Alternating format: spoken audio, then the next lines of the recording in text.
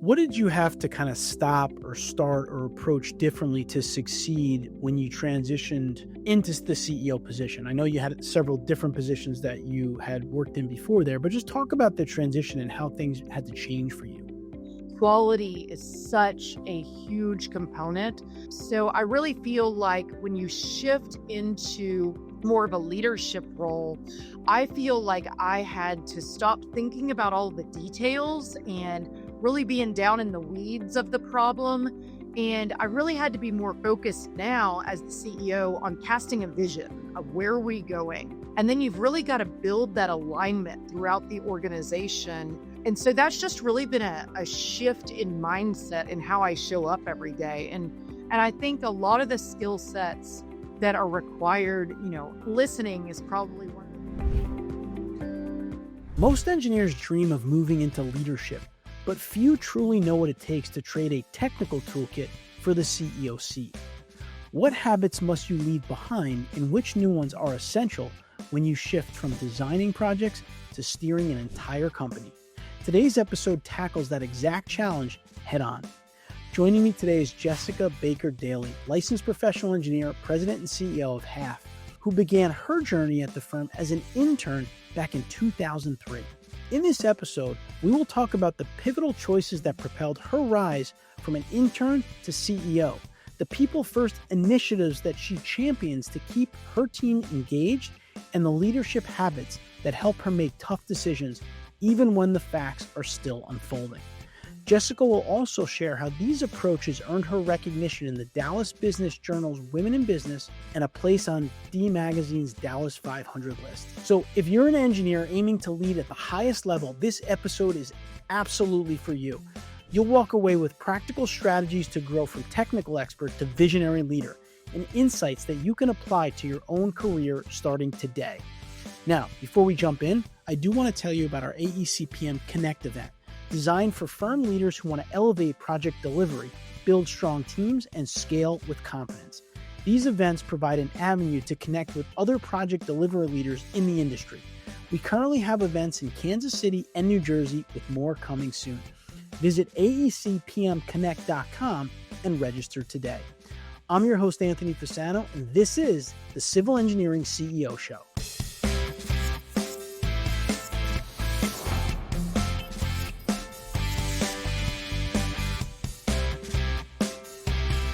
So now I want to welcome our guest for today. Jessica Baker Daly is a licensed professional engineer and president and CEO of Halff. Jessica, welcome to the Civil Engineering CEO Show.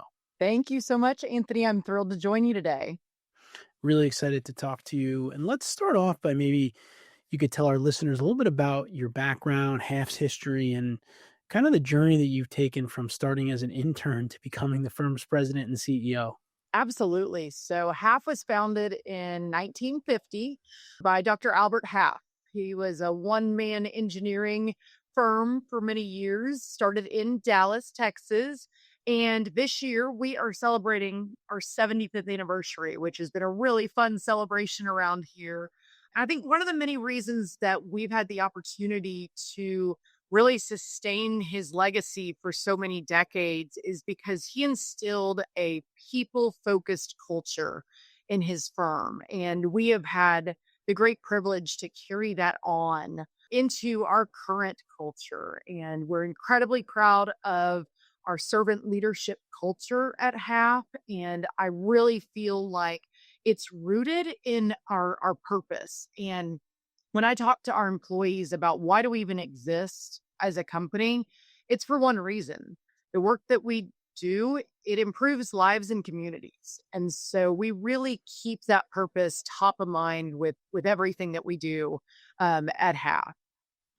That's awesome. Yeah, I really love that. I mean, I think, in the world of civil engineering, what we're focused on is improving the communities that we live in. And, that's a powerful message to be able to share with people and continue to grow as the company grows. And just to go back to what I said there a couple of minutes ago about going from an intern to president, I just want to, dive into that a little bit, because I do think in today's world, people do tend to, go around to a lot of, hop around to different companies potentially, or, and you've been there for a while. So talk about kind of that journey. I mean, I know that very few CEOs when they're an engineer and they're coming up in their career say like, my goal in my career is to be a CEO. So maybe you could tell us how that unfolded. Absolutely. So it actually started when I was in high school, and a great family friend introduced me to the profession of engineering. And she happened to work at Half and invited me up when I was a high school student to come tour the office and learn a little bit about it. And that's how I chose my major in civil engineering. And so I really carry that forward as a responsibility for us to introduce today's young people to our profession, because I think we've got to expose them to the possibilities that can happen. So fast forward, I'm in civil engineering school. I start my internship at Half, and I really developed a passion for the work that we do. And I think that's so important in understanding what really motivates you to come to work every single day. And throughout the early years of my career, really being curious about what the impact of the work that we were doing really had on the people that we were impacting, the communities that we were impacting. I just found such a great sense of pride in our work, and that's carried throughout my career. So I feel like I've had the opportunity at Half to sit in almost every seat that we have in the firm, from a project manager. I led a team. I was working for really large clients on large federal government programs. And I made a really big pivot at one point in my career, to join our marketing team. And that was one of those moments, where you've got an opportunity presented to you, and it's a big decision. Do I go from what I really love doing to this new uncertain opportunity that was presented to me? And the end goal was really to have gain more exposure to all of the services that we offer and really build relationships across the firm. And I'm so grateful that I made that leap of faith many years ago, because I am just so incredibly energized by all of the work that we do at Half, and the opportunity to serve as the president and CEO has just been my dream come true, really. And so I think that leap of faith joining the marketing team really exposed me to a number of leadership opportunities. And I got to serve as the chief marketing officer and the chief people officer before I stepped into the role of president and CEO. So my one lesson that I've learned is be willing to take that leap of faith and to try out that opportunity that might seem scary at the time, but you're always going to learn something, and it might open a door that you don't know even exists. I think that's great. And I think really what I take away from that is, and I talk about this a lot on the podcast, is being well-rounded as a civil engineering professional, right? And understanding the different aspects of your business, of your projects, of your clients' businesses. And in your situation, you kind of have experienced a lot of that in different areas of the company, which I think can just help you to provide more value to whoever you're serving, right? Whether it's employees, whether it's clients, whether it's community stakeholders on your projects. I think that's the thing that's exciting about the civil engineering world, is that it's kind of like the more we know about some of these different areas of it, the more value that we can drive for others. And that sounds like you've been able to, learn a lot from kind of trying different things and pushing yourself a little bit that can help you to be a better leader. At least that's what it sounds like so far. I know we're only in a few minutes, but Absolutely. And I always tell people civil engineers are problem solvers, and those problems can take a lot of different shapes and sizes and be in different industries. And so I really think it's just the way you approach the problem, and how do you go in with a curious mindset, you ask really good questions and listen, so that we can really create solutions for the people that we're working with.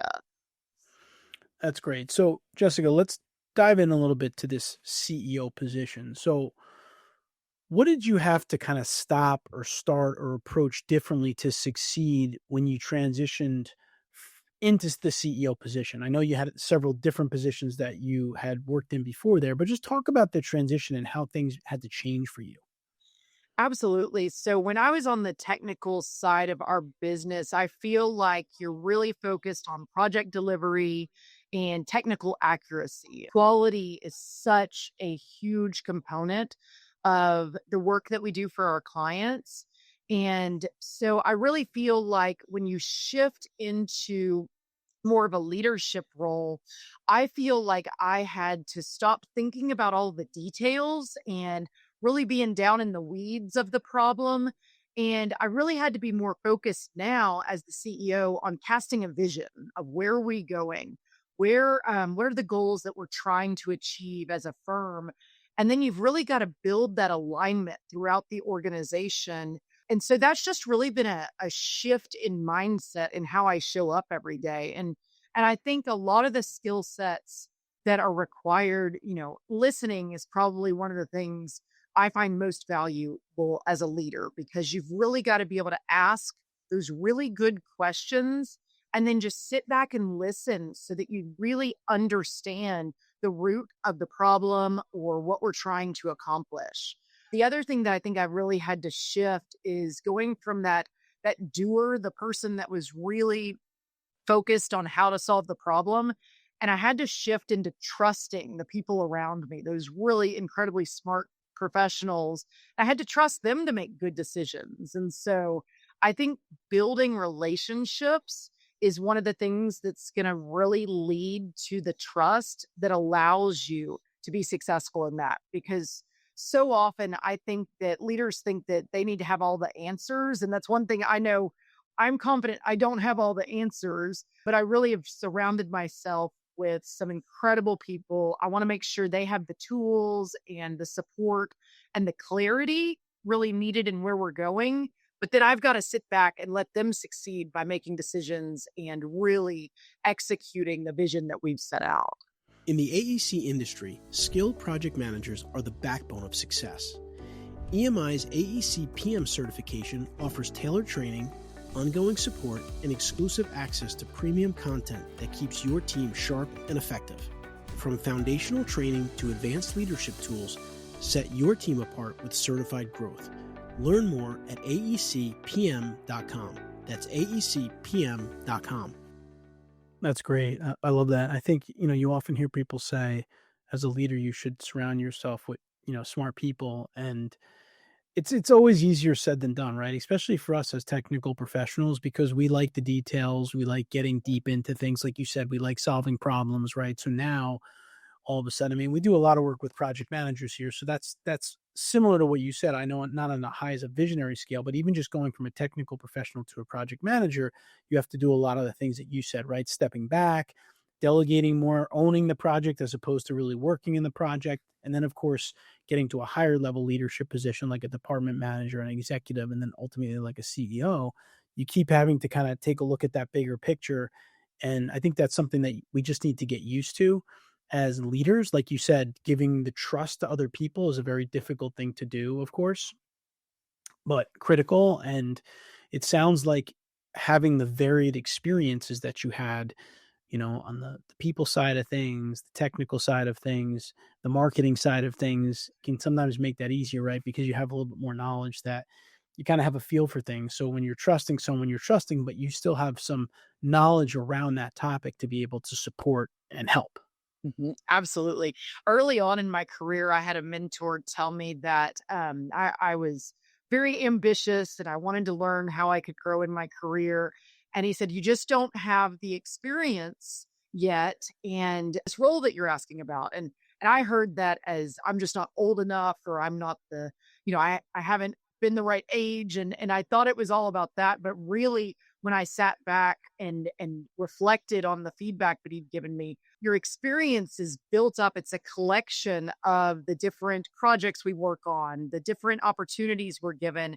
And I think you build your kind of gut instincts over time based on all of those different experiences that come together. And so, to your point, I think if you're well-rounded and can really collect up a variety of different situations and scenarios that you've had to live through, that's building that that business instinct and the engineering gut that we all need to form as we're growing in our careers. Yeah, for sure.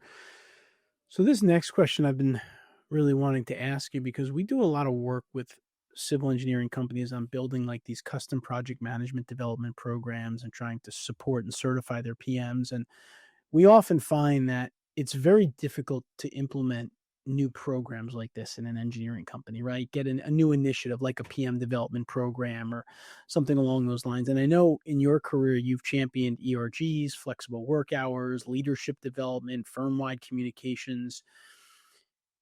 How can one kind of push a new initiative through and get it going when things happen, when those types of things can happen slow and there are a lot of different people that need to get involved? And if you can get it through, how can a program like this, if you select the right program or initiative, really create some engagement in your organization? Maybe you could talk about that because you've done a lot of stuff around new programs and initiatives.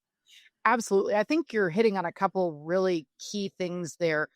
As leaders, I think one of our biggest roles right now is managing and leading change.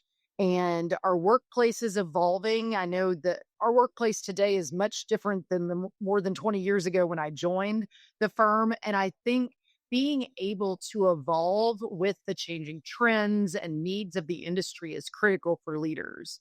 So we've talked a lot this year just about change management. What is the pace of change that our people can really digest and get behind?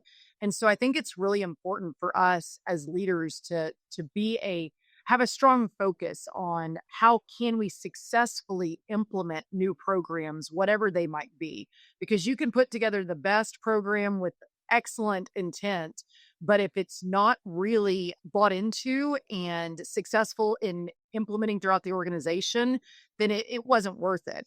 A few of the things that we've implemented that you mentioned, like I was so excited when I looked at the potential for employee resource groups.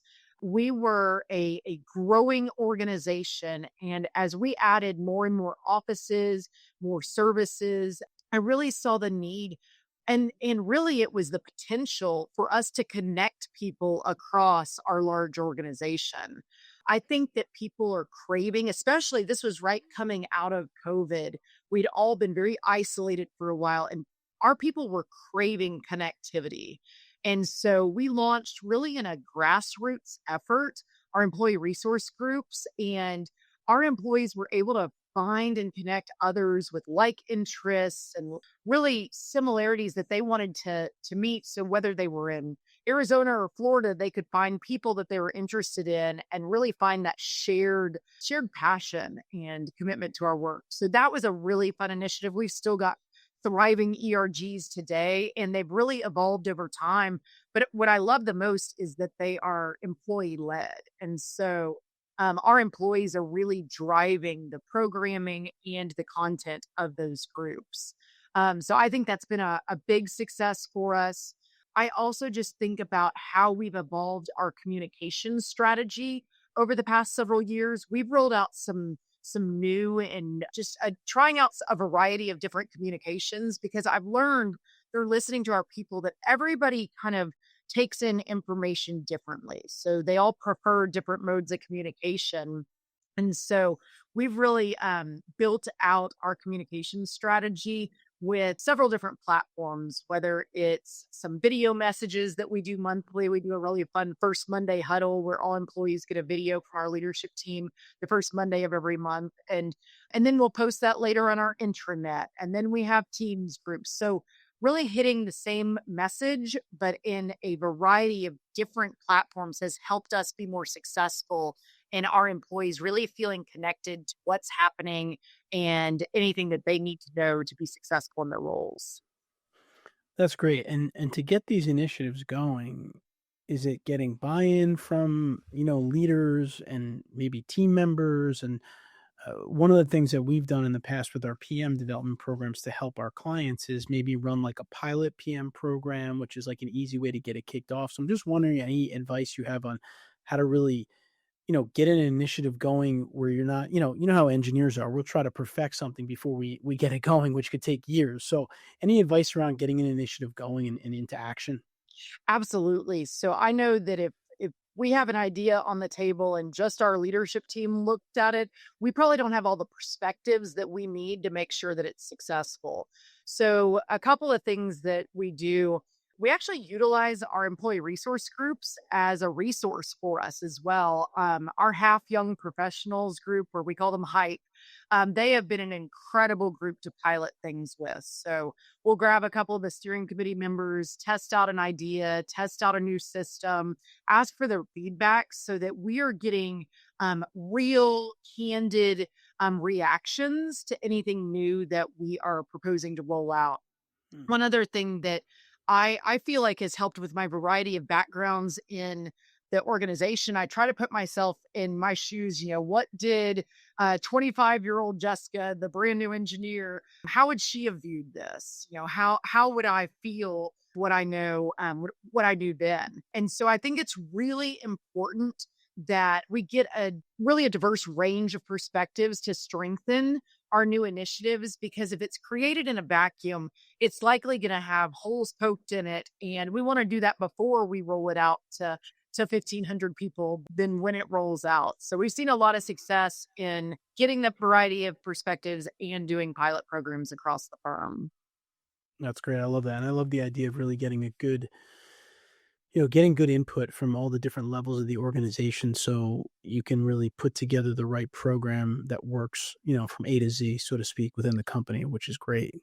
Absolutely. One more thing I'll add there is we always try to give our leaders a heads up with any sort of changes that are rolling out. So we want our leaders to be equipped to answer questions their people might have. And so I found that's a really important step, that while it might take a little bit of extra effort to hold that meeting or to send out some extra communications, I think it's so critical, because it's pretty unlikely your brand new employee is going to reach back out to me with a direct question after we've rolled out a big new program, but they are going to go straight to their leader, and their leader needs to understand the why behind what we're doing and really be able to feel confident in answering questions. And I think that shows right there the buy-in that an employee can have, because if they're looking at their leader and their leader saying this is a good thing for our future, then they're probably going to get behind it as well. That's great. That's awesome. So, Jessica, you know that this AEC industry, there's a real competitive talent market these days. What regular practices like one-on-ones or recognition systems have you found most effective in keeping teams kind of motivated and connected to the purpose and really overall happy and engaged in their roles? I think recognition is such a critical component of our retention strategy. And so often I hear managers or leaders say, I tell my people all the time they're doing a great job. Well, people want really specific feedback. What did they do? What was the action that really you feel like should be recognized? So we really encourage more specific feedback. And also, we have built out a brand new awards program that we rolled out this year. And it was really exciting to have a number of categories to recognize people. We brought in nominations from our leaders, and we recognized projects, we recognized some pursuits, and some individuals for their leadership. But I feel like that really just demonstrates the reason we need to stop and celebrate the great things that are going on in our organization. I think the pride that people feel through recognition really brings them closer to our ownership mindset. We're an employee owned firm, and I think that ownership mindset is something that we are so proud of, because when people feel bought into the firm's overall success, it's going to show up in how they perform every day. So we really do have a variety from our awards program. We have recognition we do on our internal intranet, highlighting projects and highlighting individuals. And then I actually have recognition coins that our leadership team gives out to individuals that really just, is a way to say, well done. You are really making an impact in our firm. And I'll put it with a handwritten note to them just to let them know, like, what you're doing here is really making a positive difference for the success of Halff. That's great. That's awesome. And for those of you that are skeptical about the importance of recognition, a quick side story is I was once providing some executive coaching to a civil engineer, and he was like so angry with his company. And, I kept asking him, like, what do you want? A new title, a raise? And his response to me was, no, I just want my supervisor to say thank you. Mhm. And it was like, I was kind of like, wow, like just someone could be that upset just, for that. And so, recognition means a lot to people, and taking the time to give that recognition as well as feedback. I think both of them are very important, and that can really help you in your leadership journey, and it can help your team to improve, which is ultimately what we want to try to accomplish as leaders. So, some good stuff there. Absolutely. I do think it's contagious as well. I feel like once you show that gratitude for someone, then they can pass that on. And it really starts to create that culture that you desire of everyone really respecting one another for the contributions they're bringing to our organization. Absolutely. So, speaking of recognition, you've had some leadership recognition yourself by Women in Business, Dallas 500. What are the habits that you've exhibited that you think gain you some of this recognition? And how do you continue to try to embed them into your culture and into what you do as a leader? I certainly don't set out to receive these recognitions. I really think it's a reflection of the people that I have around me because we have an incredible team that we work with to really drive half success.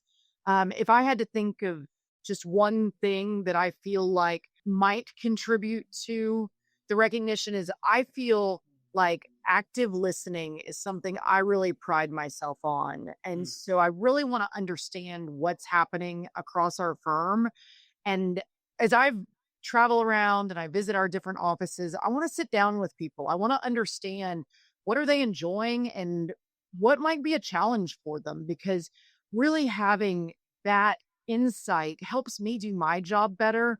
But you've got to show that it's a genuine concern and a genuine desire to understand how they're doing. So I feel like I've really worked on active listening. And I think that's something that as I've grown in my career, I've focused on strengthening over time. The other thing is, I just think humility. I feel like staying grounded in our purpose is what drives me every single day. And I encourage people all the time, please challenge me. I want to be challenged. I need that to continue to stay grounded in our purpose. And I feel like I've built really strong relationships where I'm getting that feedback from my peers and from our other leaders in the firm. And so it's something that I feel really can help all of us if we remember just to stay grounded. What are we all working towards? We all have the same outcome that we want to achieve, and how are we going to do it together as a team? Yeah, both of those are great. And I think that the humility piece of it can be easy to get away from or forget about, when things get crazy, things get hectic as a leader. And I think the act of listening, I mean, for all leaders, but I think especially when you're talking about the higher levels of leadership like a CEO, people, make assumptions. You're so busy. Jessica's not going to listen to me. She's got a million things going on. And so I think when you give people that attention, it really opens their eyes to, wow, my leadership here really cares about me. They're taking the time to listen to me. Even like you talked about earlier with the initiatives, right? Before they implement a new initiative, they're getting feedback from people across the company. And I think all those things kind of add up to the kind of culture where people feel like they're included, right? They're heard, they're part of the company. They're not just here to do the projects while, the leadership makes all the big decisions. And I think these are all things that really good companies do to try to grow an engaged team, essentially, which is what we need to do as leaders. Absolutely. So I want to talk a little bit about decision making for a minute. Obviously, in your seat, you need to make a lot of decisions, and sometimes you need to make fast decisions. And I know you've had experience leading FEMA programs, which can be helpful with this. I'm just curious if you could talk a little bit about how you make timely decisions when either information is incomplete or just changing so much. I feel like that's just so common in today's world. Absolutely. I enjoyed my time working with FEMA so much because I learned a lot about things change quickly and nothing is going to unfold the exact way that we planned for it to happen or envisioned. And I think we can have the best laid plans, but it's how do you adapt in the moment to the things that are coming your way? And when I think about leadership, there's no there's no absence of uncertainty. There is going to be there's going to be fear, there's going to be uncertainty. None of us have this perfect playbook of the way things are going to go. And so I think how you respond in those moments is so key. And I always try to stay focused on what is the mission that we have in front of us. And I realize I'm never going to have all the information I want to make a decision.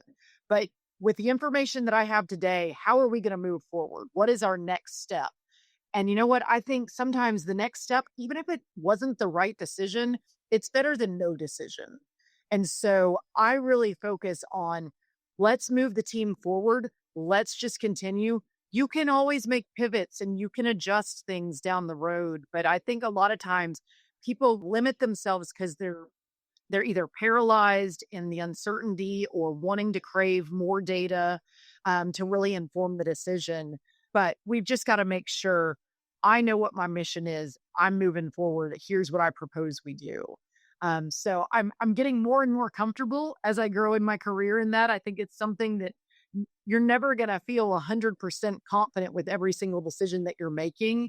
And so I think taking that leap and saying, here's how I'm proposing we move forward has been my strategy over the past several years. That's great. So it's almost like the decision is more knowing when to make the decision, Mm-hmm. right? Like I have enough info at this point, I'm going to move forward, or, I need to wait, give it a couple more days because I need one more critical piece of information so that you can move forward.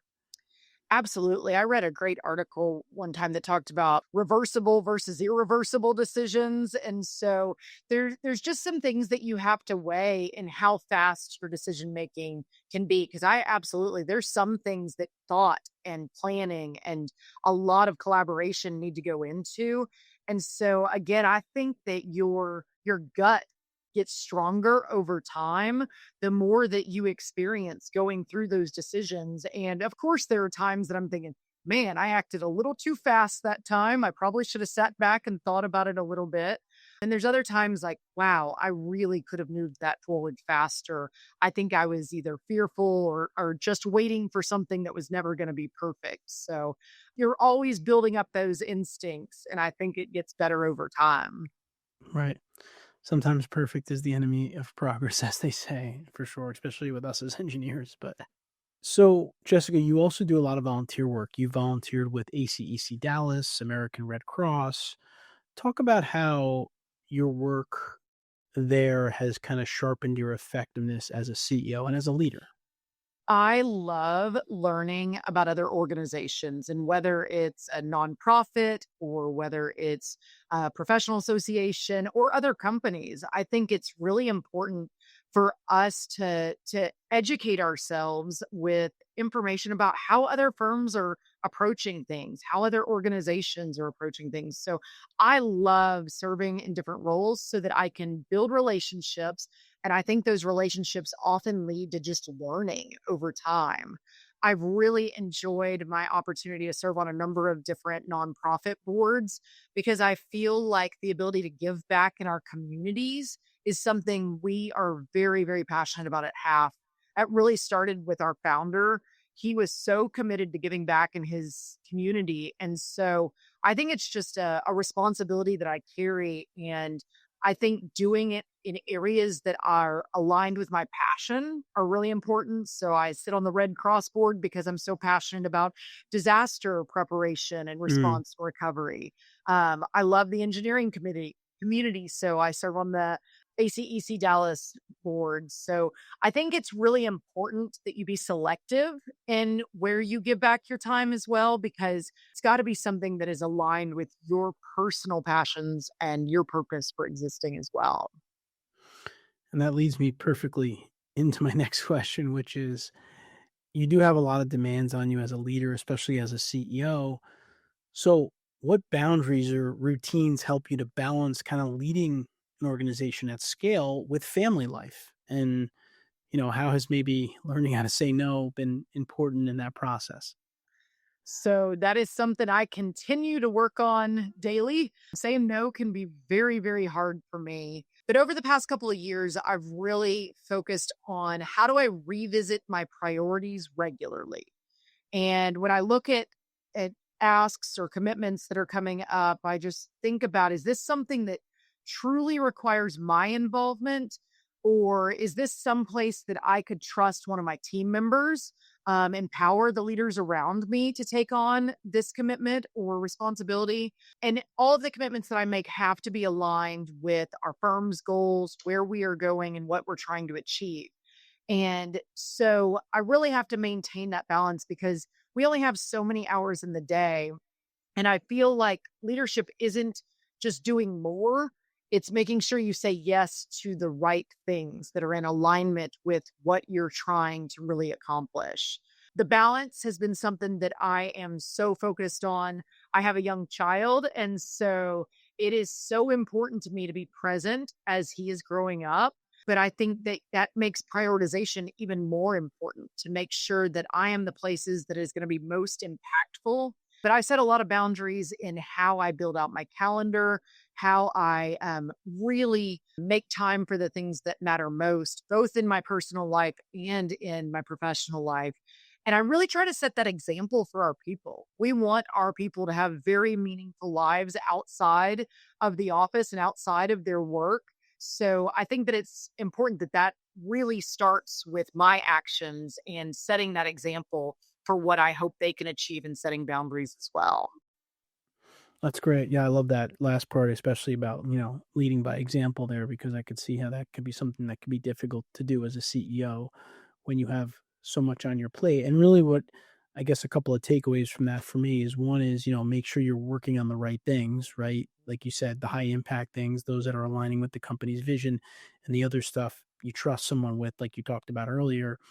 And then you ultimately are going to have a list of things to do. And then it's about prioritizing those things and kind of tackling them in the right order, which I think is something that we can struggle with as engineers. We tend to think very linearly. So if you give us a list of 10 things to do, we'll kind of start at the top, but it might not always be the best place to start. So definitely some good tips there. And the last question that I have for you, Jessica, is if you could leave one guiding principle or kind of a piece of wisdom that would inspire both today's young engineers and maybe your 25-year-old self, what would it be? Uh, if I could leave just one thing and speaking to my younger self, it's get comfortable being uncomfortable. I think that growth really happens in those moments where you're stretching yourself, you're taking on something new, and you're learning. When we're learning along the way, that's where we're really going to grow in our careers. And I started out in my career, I felt just the need to prove myself. I wanted everything to be perfect. I put a lot of pressure on myself and I worried all the time. And I think learning, it's okay to not know all the answers. I think it's really a strength when people collaborate and really ask the right questions, and listen to what other perspectives might have to offer and keep learning along the way. So I'd tell 25-year-old Jessica, take some more chances out there. Be okay with the feedback that you're given. Really crave that feedback from others so that you can continue strengthening who you are. I think at times I got almost offensive, like, oh gosh, that's negative feedback. But what a gift when you get that feedback over time. And now you have a new opportunity to stretch yourself and learn something new and take a different approach. So I continue to tell myself that daily. It's not just 25-year-old Jessica. I think each one of us every day has the opportunity to continue to step into some unfamiliar territory and stretch ourselves into something we may not have ever thought we could accomplish. Well, awesome stuff. Once again, she is Jessica Baker Daly, licensed professional engineer and president and CEO of Halff. Jessica, thank you so much for spending some time with us here on the Civil Engineering CEO and for your contributions to the civil engineering community. We really appreciate the time. Oh, I enjoyed it. Thank you so much. I hope you enjoyed our conversation today. Please be sure to subscribe to our channel here. We do put out videos like this on a weekly basis to help engineering professionals become better managers and leaders. We'll see you next week.